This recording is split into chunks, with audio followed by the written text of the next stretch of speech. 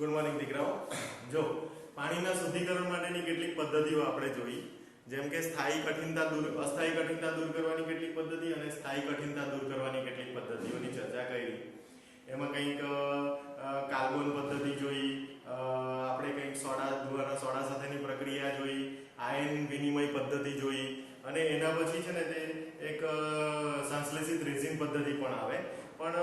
30% સિલેબસની અંદર દીકરા એ બધી પદ્ધતિઓ જે ખરી તે પૂછાવાની નથી, એટલે અત્યારે હાલ પૂરતું એ પદ્ધતિઓ જે ખરી તે આપણા પેલાની અંદર સિલેબસમાં નથી. તો હવે આપણે સીધા જે ખરા ને તે ટોપિક ઉપર જવાના 9.7.1 જેમાં લખેલું છે હાઇડ્રોજન પેરોક્સાઇડની બનાવટ. હાઇડ્રોજન પેરોક્સાઇડ એટલે H2O2. તો હાઇડ્રોજન પેરોક્સાઇડની બનાવટ જે ખરી એ આપણે જોવાના. જેમ કે ઘરેલું વપરાશ અને ઔદ્યોગિક એકમોમાંથી ઘરેલું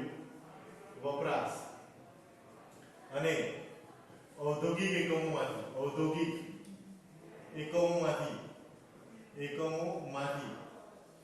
નીકળતા નકામા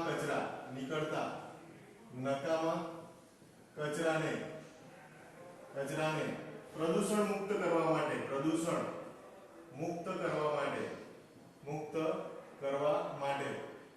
હાઇડ્રોજન પેરોક્સાઇડનો ઉપયોગ કરવામાં આવે. હાઇડ્રોજન પેરોક્સાઇડનો ઉપયોગ કરવામાં આવે. આવું તમને ચોપડીની અંદર લખેલું છે. હાઇડ્રોજન પેરોક્સાઇડનો ઉપયોગ કરવામાં આવતો હોય. હવે હાઇડ્રોજન પેરોક્સાઇડ કઈ પદ્ધતિથી બનાવી શકાય? તો કે બેરિયમ પેરોક્સાઇડ નંબર 1 જે ખરી તે બેરિયમ પેરોક્સાઇડ. જોજો ધ્યાનથી, barium peroxide. Actually barium peroxide જે ખરું ને એનું ફોર્મ્યુલા આવે BaO2. શું આવે? BaO2. પણ બેરિયમ પેરોક્સાઇડ જે ખરો ને એસિડિક બનાવી. બેરિયમ પેરોક્સાઇડને એસિડિક બનાવી. આવું તમને લખેલું હશે, એસિડિક બનાવી આવું લખેલું હશે. મતલબ એની અંદર તમારે સલ્ફ્યુરિક એસિડ ઉમેરવા તથા વધારાના પાણીનું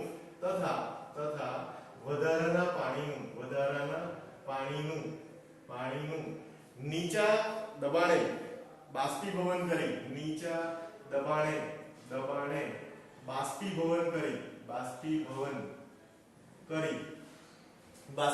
કરી હાઇડ્રોજન પેરોક્સાઇડ મેળવી શકાય. H2O2 મેળવી શકાય. શું કરી શકાય? મેળવી શકાય. તો હવે H2O2 મેળવવા માટે શું કરવું? તો કે બેરિયમ પેરોક્સાઇડ એક્ચ્યુઅલી ખરેખર બે રીતે લખાય. બેરિયમ પેરોક્સાઇડ એટલે કે BaO2 8H2 અને H2O પ્લસ મારે કરવું પડે સલ્ફ્યુરિક એસિડ એટલે કે H2SO4. એસિડિક બનાવવા માટે કીધું એટલે H2SO4 નાખવું પડે. તેનાથી મને મળે BaSO4. શું મળશે? BaSO4 એટલે કે બેરિયમ સલ્ફેટ મળશે. અને હાથે શું મળે તો કે વત્તા 8H2O તો મળવાનું પાણીમાં, પણ આમાંથી છે ને આ H2 અને આ O2 એટલે હાથે જવાબ મળવાનો H2O2 જેને કહેવાય હાઇડ્રોજન પેરોક્સાઇડ. શું કહેવાશે? હાઇડ્રોજન પેરોક્સાઇડ તમે દર્શાવી શકો. હવે આ પદ્ધતિ બી તમે લખી શકો અને એકદમ સિમ્પલ વે લખવું હોય અથવા કરીને તો બેરિયમ પેરોક્સાઇડ વત્તા શું કરવાના તો કે H2SO4. સીધી સિમ્પલ વાત. તો શું થશે તો કે BaSO4 વત્તા થશે H2 શું થશે? હાઇડ્રોજન પેરોક્સાઇડ આ રીતે પણ તમે મેળવી શકો. આ સીધી સિમ્પલ એકદમ વાત. હવે જે વસ્તુની ચર્ચા કરેલી નંબર 2 લખાણ લખેલું છે. નંબર 2 માં શું લખેલું તો કે વાક્ય રચના જરાક ધ્યાન રાખવા જેવી બાબત છે. તો કે એવું લખેલું કે ઊંચી વિદ્યુત પ્રવાહ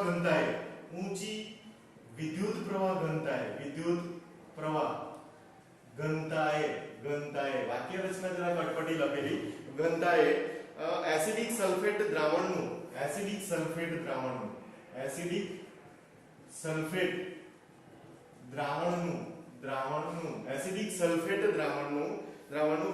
વિદ્યુત વિઘટનીય,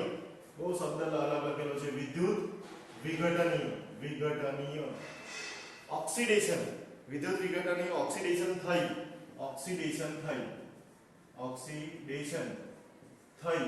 બહુ શબ્દ લખેલો છે. પેરોક્સો ડાઈસલ્ફેટ હું અંદર બતાવીશ કે કોને કહેવાશે પેરોક્સો ડાઈસલ્ફેટ મળે. પેરોક્સીડાઈસલ્ફેટ મળે જેનું બરાબર ધ્યાન આપજો, જેનું જળ વિભાજન થઈ H2O2 મેળવી શકાય હવે આ વાક્ય રચનામાં સમજણી પડી રહી તો આપણે રિએક્શન કેમ કરીને લખી શકીએ તો એસિડિક સલ્ફેટ વસ્તુ જે લખેલું તો આ બહુ અગત્યની વસ્તુ છે આઈડિયા અહીંયા એસિડિક સલ્ફેટ મેં જે રાઉન્ડ કરો એના ઉપર બરાબર જોજો તો એ H આવું લખેલું હોય તમારી ચોપડીની અંદર HSO4 એસિડિક સલ્ફેટ આયન કહેવાય આ એસિડિક સલ્ફેટ આયન જે ખરો એમાં એરો મારીને એ એરો ઉપર લખેલું વિદ્યુત વિભાજન મતલબ આનું મારે વિદ્યુત વિભાજન કરવાનું વિદ્યુત વિભાજન કરવાથી મને શું મળે જોજો ધ્યાનથી H પછી SO3 પછી O પછી O પછી SO3 પછી H આવો કંઈક પદાર્થ મળે જે બરાબર ધ્યાન આપજો વત્તા શું થાય તો કે વત્તા તો આ જે માઈનસ કરેલું છે એનો મતલબ બે ઇલેક્ટ્રોન એની પાસે આ બે છે બે વડે આ ઇલેક્ટ્રોન ગુણાય એટલે બે ઇલેક્ટ્રોન એની પાસે વધારેના છે એ ઘુમાવી દે તો એ બે ઇલેક્ટ્રોન છૂટા પડ્યા પછી તો કે પછી લખેલું કે વિદ્યુત વિઘટનીય ઓક્સિડેશન થાય ઓક્સિડેશન કેમ શબ્દ લખેલો તો કે ઓક્સિડેશન શબ્દ એટલા માટે લખેલો કે ઇલેક્ટ્રોન છૂટા પડ્યા તમે જોઈ શકો તો ઓક્સિડેશન થઈ પેરોક્સો ડાઇસલ્ફેટ મળે પેરોક્સો ડાઇસલ્ફેટ જે ખરો તે આ મળે હવે પેરોક્સો ડાઇસલ્ફેટ મળ્યો એનું મળે જેનું જળ વિભાજન કરવાનું તો તમને જોશો તો અહીંયા લખેલું હોય જળ વિભાજન હું લખેલું હશે જળ વિભાજન પણ પાણીના અણુ બે વાપરેલા છે ટ્વાઇસ H2 હવે તો કે આપણે કશું જ નહીં કરવાનું આ જે આયન લખ્યો ને એ જ આયન પાછો લખી દેવાનો મતલબ ટ્વાઇસ HSO4 માઈનસ આ આયન બેઠો જ લખી દેવાનો સીધો તો એ ક્યાંથી મળ્યો તો કે HSO3OO આવો એટલે HSO4 બે વખત થઈ ગયા બે ઇલેક્ટ્રોન પાછા મળી ગયા ક્યાંથી મળ્યા હશે તો કે એ તો છૂટા પડી ગયેલા છે એ પાછા નથી મેળવતો પણ આ જે હાઇડ્રોજન પાણીનો અણુ છે ધ્યાન આપજો બરાબર તો એ જે પાણીનો અણુ છે એની અંદર 4 હાઇડ્રોજન છે તમે જોઈ શકો 4 હાઇડ્રોજન તો એમાંના બે હાઇડ્રોજન જે ખરા ને એનું કન્વર્ઝન થાય ટ્વાઇસ H+ માં ને ટ્વાઇસ ઇલેક્ટ્રોનમાં આ ખાલી જાણ ખાતર તો આ જાણ ખાતર મેં અહીંયા એટલા માટે લખતો છે એની જરૂર નથી તો એ H તો શું થશે તો કે ટ્વાઇસ H+ લખવા પડે એમાંથી જે છૂટા પડેલા બે ઇલેક્ટ્રોન તે આ મેળવી લે એટલે એના ઉપર ચાર્જ આવે માઈનસ અને બે હાઇડ્રોજન નીકળી ગયા તો રહ્યા હું તો કે બે હાઇડ્રોજન ને બે ઓક્સિજન એટલે તમે શું લખી શકો તો કે તમે લખી બે હાઇડ્રોજન ને બે ઓક્સિજન એટલે હું લખી શકો તો કે H2O આ હાઇડ્રોજન પેરોક્સાઇડ માં તો ટ્વાઇસ H+ અને પછી લખેલું હશે H2O2 અને પર ડાઇસલ્ફેટ આયન કહેવાય અને પર ડાઇસલ્ફેટ આયન કહેવાય સલ્ફેટ આયન કહેવાશે બરાબર આ બી તમે લખી શકો તો આ પદ્ધતિ છે હવે આની જરૂર નથી આ તો મેં તમને બતાવવા પૂરતું બતાવ્યું કે હાઇડ્રોજન H+ કેવી રીતના મળ્યો હતી પણ એ તમે અહીંયા લખી શકો તો આ એક આ જે તમે અઘરી પદ્ધતિ છે પણ હવે એને ગોખવી પડે કેમ કે HSO4 માઈનસ જે એસિડિક સલ્ફેટ આયન છે આવ્યા તેનું વિદ્યુત વિભાજન કર્યું એટલે બે ઇલેક્ટ્રોન એને ગુમાવ્યા અને પછી એનું જળ વિભાજન કર્યું એટલે તેનો તે પદાર્થ પાછો આપણને મળ્યો હાથે H2O2 મળી ગયા તો પાણીના હાઇડ્રોજનનું ઓક્સિડેશન થઈને મને શું મળી જાય તો કે H2O2 મળી જતો હોય આ બીજી પદ્ધતિ થઈ ગઈ કઈ પદ્ધતિ થઈ ગઈ સેકન્ડ નંબરની હવે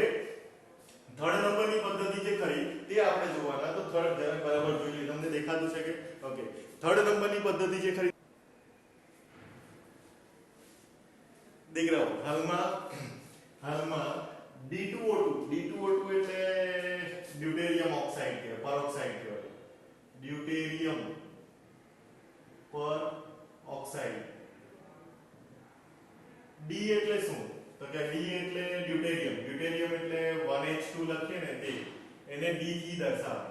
એટલે હાઇડ્રોજન લખીએ તો 1H1 લખાય પણ ડ્યુટેરિયમ લખીએ તો એને 1H2 લખાય ભારે હાઇડ્રોજન પેરોક્સાઇડ ની બનાવટ માટે પણ આ પદ્ધતિ એટલે આગળની પર ડાઇસલ્ફેટ વાળી પોટેશિયમ થાયોસલ્ફેટ જે કરો તેની પ્રક્રિયા D2O એટલે ભારે પાણી સાથે પ્રક્રિયા કરવાથી પોટેશિયમ ડ્યુટેરિયમ સલ્ફેટ આને કહેવાય પોટેશિયમ ડ્યુટેરો સલ્ફેટ પણ કહેવાય અને ડ્યુટેરિયમ આને કહેવાય ડ્યુટેરિયમ પેરોક્સાઇડ પણ મેળવી શકાય પણ એ પૂછાતું નથી પરીક્ષાની અંદર એટલે આપણે બહુ મગજમારીમાં નહીં પણ જાણકારી ખાતર મેં તમને સમજાવી દીધું ઔદ્યોગિક રીતે 2 આલ્કાઇલ એન્થ્રાક્વિનોલ ના સ્વયં ઓક્સિડેશન દ્વારા આલ્કાઇલ ની જગ્યાએ મેં અહીંયા લખ્યું છે ઇથાઇલ એટલે તમને ખબર પડે CH3 CH2 ઇથાઇલ એન્થ્રાક્વિનોલ નું સ્વયં ઓક્સિડેશન દ્વારા પણ H2O2 જે કરો તે શું કરી શકાય બનાવી શકાય અને કદાચ તમને જો એનું બંધારણ જોઈતું હોય એમ તો જાણકારી ખાતર તમારે લખવું હોય તો તમે લખી શકો પણ હવે જો જરૂર પડે તો તમે લખી દો મેં કદાચ અહીંયા તમને લખી દઉં કે આ એન્થ્રાક્વિનોલ નું જે બંધારણ આવે તે મેં તમને લખી દઉં તો કંઈક આવું આવશે અને અહીંયા છે ને CH2CH3 અહીંયા છે ને CH2 શું આવશે CH3 અને આ પ્રકારેનું તમારું બંધારણ આવે તમે દોરવું હોય તો દોરી શકો આની અંદર આ રીતના બંધારણ તમારું જે ખરું તે આવશે એને 2 ઇથાઇલ એન્થ્રાક્વિનોલ તરીકે ઓળખવામાં આવે જો તમે આને 2 ઇથાઇલ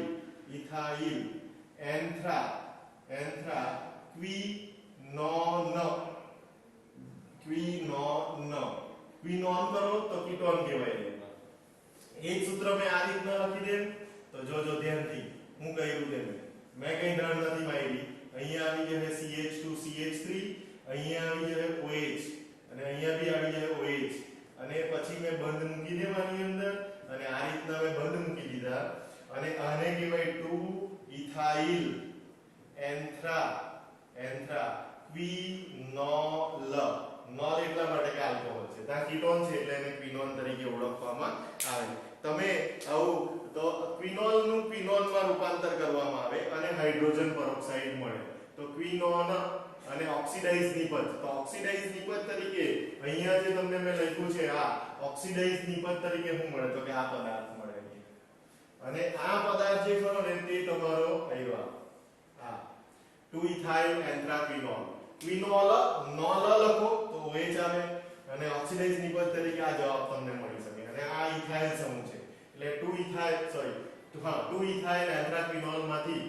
ઓક્સિડાઇઝ નિપજ તરીકે 2 ઇથાઇલ એન્થ્રાક્વિનોલ મળે અને સાથે મળે હાઇડ્રોજન પેરોક્સાઇડ જાણ ખાતર બાકી બહુ ખાસ કરીને પરીક્ષાની અંદર પૂછાતું નથી પણ હવે આપણે જાણ ખાતર આવ્યા ધ્યાનમાં લઈ લેવાનું તો આ એક ટોપિક થઈ ગયો જેમાં હાઇડ્રોજન પેરોક્સાઇડની આપણે બનાવટ જોઈ લીધી અને હાઇડ્રોજન પેરોક્સાઇડની જે અલગ અલગ ટાઈપની બનાવટ છે તે આપણે આની અંદર ચર્ચા કરી લીધી આ પરીક્ષાની અંદર છે 9.7.1 અને 9.7.4 આ બે ટોપિક જે ખરા તે આની અંદર છે તો 9.7.1 પૂરું થઈ ગયું હવે એક ટોપિક બાકી છે પછી ચેપ્ટર જે ખરું તે ઓવર થઈ જશે 9.7.4 તે આપણે ચલાવીએ એટલે ચેપ્ટર જે ખરું તે શું થઈ જશે પૂરું થઈ જશે બાકીના અમુક બે ત્રણ મુદ્દાઓ છે પણ તે પરીક્ષાની અંદર એટલે કે તમારા 30% સિલેબસની અંદર નીકળી ગયેલા છે તો આપણે બહુ એની અંદર પડતા નથી એટલે એ આપણે જોઈશું નહીં ઓકે દીકરાઓ ચાલો